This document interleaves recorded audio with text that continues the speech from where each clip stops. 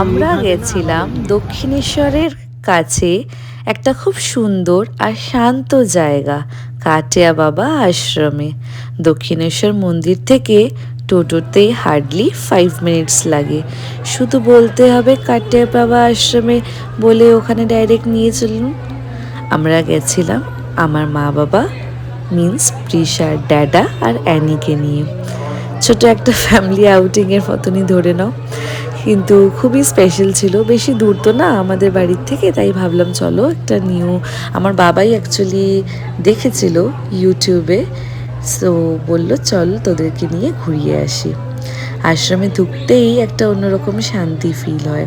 চারদিকে কেমন এত সুন্দর করে সব কিছু, কোনো ক্রাউডের সেরকম নয়েজ নেই, শুধু শান্তি আর পজিটিভ ভাইবস।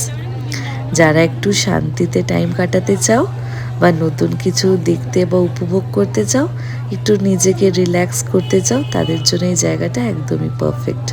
প্রিশাও খুব এনজয় করছিল নতুন নতুন জিনিস দেখে, ছোট ছোট মোমেন্টসগুলো দেখে সিম্পলি অনেক খুশি হচ্ছিল নতুন জিনিস দেখে।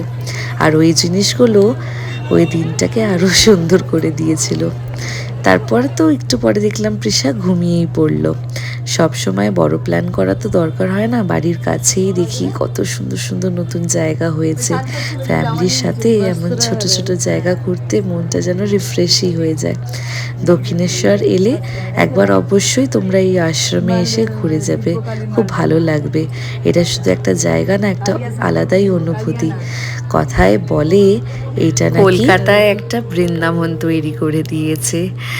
সেই কৃষ্ণর লীলার যা যা আমরা এপিসোড আমরা দেখেছি, যা যা শুনেছি, গল্প সিরিয়ালসগুলো যা যা আমরা দেখেছি, সেই সব রচনাগুলো দেখেছি এখানে। সব কিছু এখানে এরকম তৈরি করে সব কিছু এখানে লেখা আছে। মানে এখানে আসলে অনেক কিছু, বাচ্চারাও যদি আসে অনেক কিছু দেখতে পারবে, জিনিসগুলো বুঝতে পারবে, বাবা মারা শেখাতে পারবে। আমরা মানে এগুলো সব দেখে পুরো সত্যি মনে হচ্ছিলো একটা মিনি বৃন্দাবনে আমরা চলে এসেছি। চারিদিকে সব কিছু যেগুলো আমরা এতদিন ধরে শুনেছি পড়েছি, সেই সব জিনিসগুলো এখানে দেখছি সব কিছু তুলে ধরা হয়েছে। খুব সুন্দর জায়গাটা, খুবই সুন্দর। এত সুন্দর জায়গা যেন মনে হচ্ছিল আমরা বৃন্দাবনেই চলে এসেছি। তাই আমার বাবা মাকে দেখো কত খুশি হচ্ছে ওরা এখানে এসে।